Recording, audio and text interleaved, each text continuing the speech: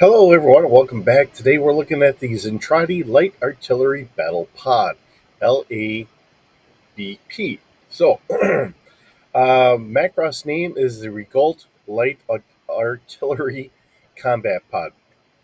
Uh, Looking at this, it's going to be a little interesting here because now going to a scale, just looking at the stats, and then we'll get into the write up that the author here on rpggamer.org had done for this.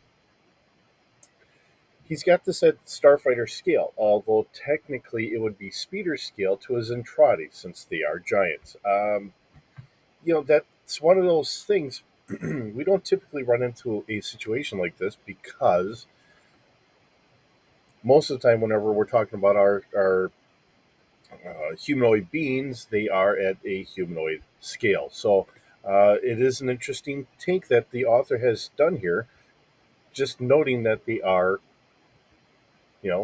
about 30 feet tall. 30 to 40 feet tall, which is why they had come up with the Veritech fighters to begin with. Okay, and the height for this, it is at 62.7 feet or 19. Excuse me, I'm sorry, 19.12 meters tall. Um, Comes in with a weight of 39.6 tons. Skills on this are going to be walker operations or starfighter operations, or as an alternative, mecha operations if you want to add a new skill set into there. Seeing that we are borrowing from the old West End games, Star Wars. We have a crew of one Zentradi or four humans or other medium sized characters. Um, Crew skills, we already kind of covered a little bit of that. Cargo, none for the Zentradi, but the humans could fit some, possibly about 100 plus kilograms if needed. Consumables, none listed for the Zentradi. Uh, Having a cost available on this, which is something that we haven't gotten a lot of. We're looking at about 80,000 credits brand new or 50,000 credits used. Though this is space capable, it does not have a hyperdrive. Does have a nav computer for short range travel. Let's see, it has a maneuverability of 2D, which is our kind of galactic standard. Speed here in space, we have a space speed of 4. Atmosphere wise, we have a speed of 800 kilometers an hour. Ground movement, walking or running, we have a 90 mile an hour, or 144 kilometers an hour, fully loaded, 120 miles an hour, or 193 kilometers an hour with missiles extended or expended. I'm sorry. Those are things I don't typically look at, and I will just be honest with you on that. I don't usually, when I come up with my stats, I don't look at it as a fully loaded or unloaded kind of scenario. Hull, we have a hull strength of 3D, and with that being a strength of 2D and armor of 1D. So if you want to break it down in that regard.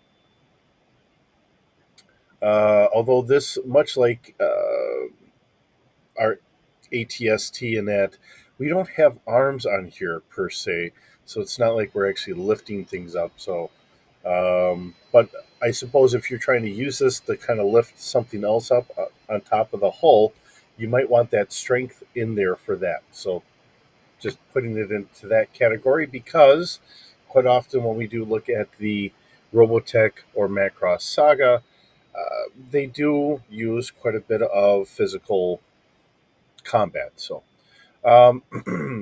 there are no shields on this. Our sensors, we have passive sensors that can scan out to about 2 kilometers with a 0D bonus, an active scan going out to 4 kilometers with a 1D bonus. We have a active search of going out to 6 kilometers at a 2D bonus, and a focus of 300 meters at a 3D plus or a 3D bonus. So going through our standard equipment here, we have a main engine reactor type with 1.3 GGV. So I don't know if that's gigawatts. I honestly don't know that terminology. I'm just being honest with you. We do have a radar. Goes out to about 30 miles. Conventional operation, radio, video communications, wideband directional radio and video telecast capabilities with a 600-mile range, can be boosted indefinitely via satellite, laser targeting system out to 2 miles, combat computer calculates, stores, and monitors data to the control panel. We do have the loudspeaker, night vision optics, heat and radiation shields, and an independent oxygen and circulatory system.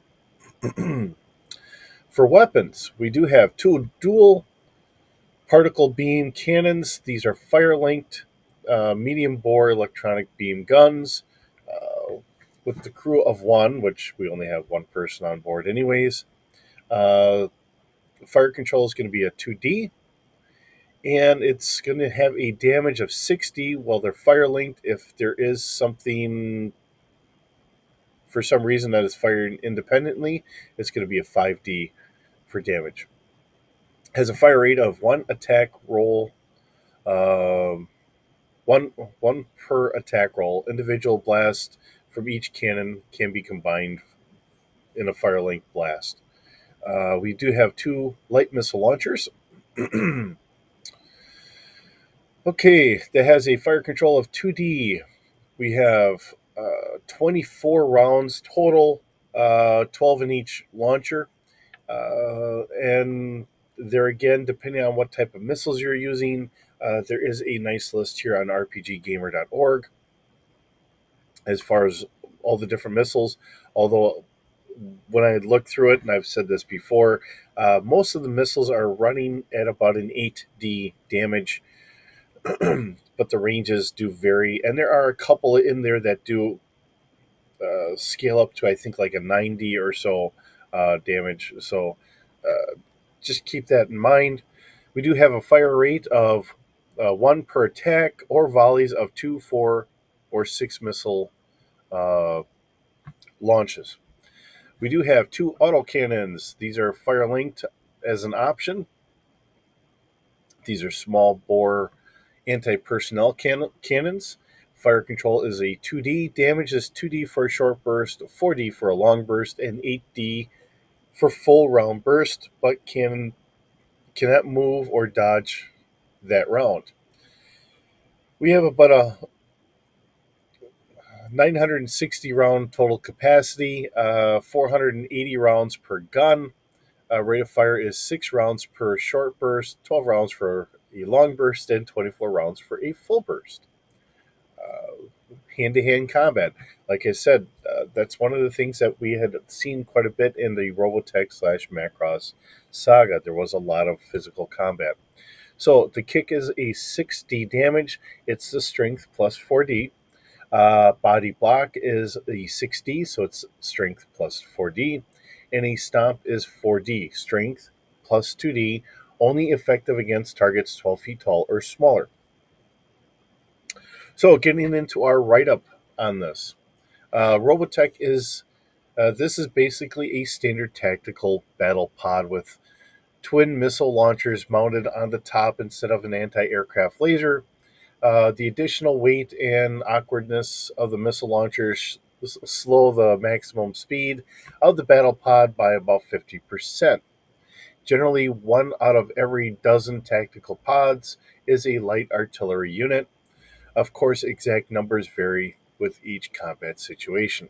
The missile launchers can fire any type of short ranged missile. Since the Zentraedi are concerned only with victory or destruction, usually high explosive, plasma, or other destructive types are used. The missile pods are mounted on a pivot that can rotate side to side, up and down within a 180-degree arc.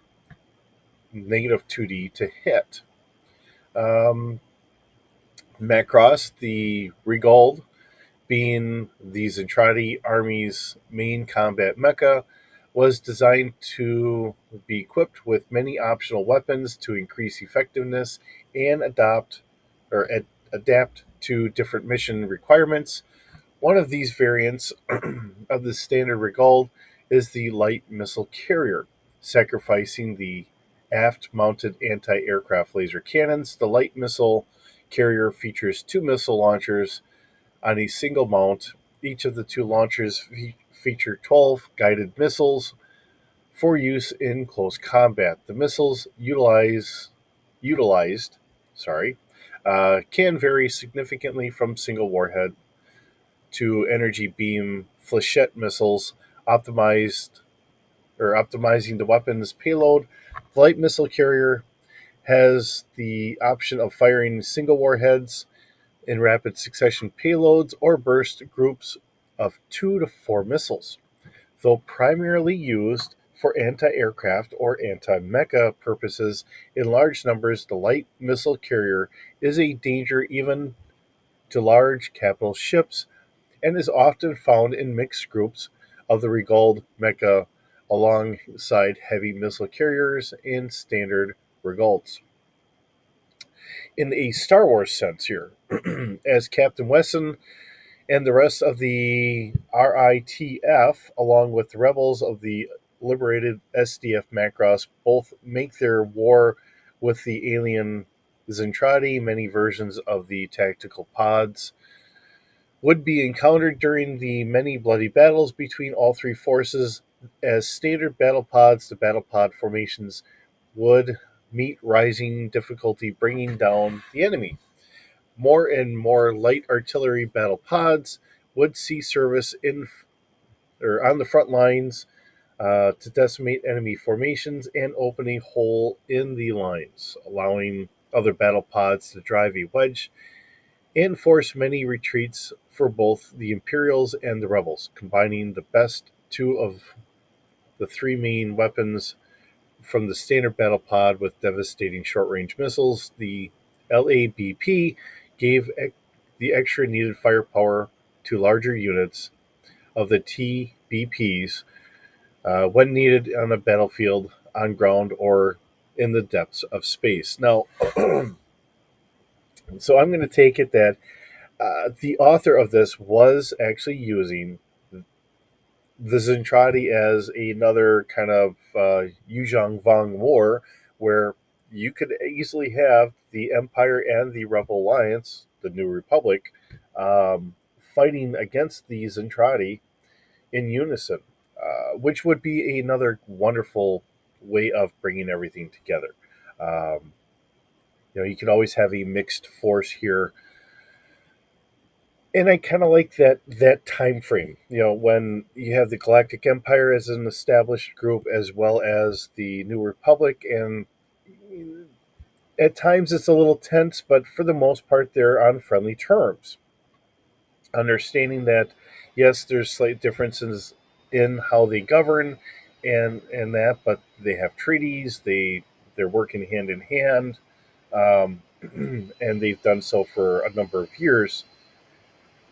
Uh, this really opens up the ability for a lot of gamers to, whether you prefer a New Republic kind of character or an Imperial character, you could work together on a integrated task force to fight the Zentradi. Um, and I think that opens up a lot of extra possibilities in gameplay. But that's my 2 cents. Feel free to drop a comment in here. I have been getting a couple messages from you, the viewers, which is always wonderful. So it looks like I'm going to have to try and come up with some stats. First of all, there's a fighter bomb or a bomber transport that I will have to do, and someone else had mentioned about. I don't know why my mind always does it, but it does. From the Third War, um, the motorcycles that became the battle armor. So I will have to try and come up with stats for that at some point here, um, but we'll get working on that. I already have some printouts, so I can try and figure out some stats on the one. We will have to try and come up with stats for the other. We'll get it done. If you have ships or something that you want me to try and hit, by all means, throw it into the comments. I'm trying to leave one day open where what we can hit some off the wall stuff, um, stuff that doesn't normally fit in the normal week. Um, if I have one day open that I can just throw something out that doesn't typically fit in that or whatever, we'll get it in there. Be a little patient with me, and it's a one man operation here, and it's all for fun. Trying to come up with this stuff. At some point, I will try and figure out exactly where to post some of this stuff up. So, if this stuff has interested you, maybe I can try and get it. Because it's all in like a Word document or whatever. If I can get it posted, so that way, if this is all interesting stuff and you want to try and get to it, there it is. For the Macross stuff, this is on rpggamer.org. Um, Feel free to look on here, download it, get it while you can. Hopefully, they don't go away anytime soon. I find it to be a wonderful resource, and whatever I do find on here, I don't feel a need to change or really modify. Um, if any of my gamer or players or whatever were to come up to me and say, "Hey, I found this on this website," I'd throw it in without a problem. So that's the way I feel about it. Hopefully, if you're doing the D6, which is just kind of that loving passion that I have in this franchise, uh, hopefully you find the same benefit out of there too. So, with that, thank you so very much for stopping by. Thanks for joining me today. Hope you have a wonderful day, and we will see you in the next video.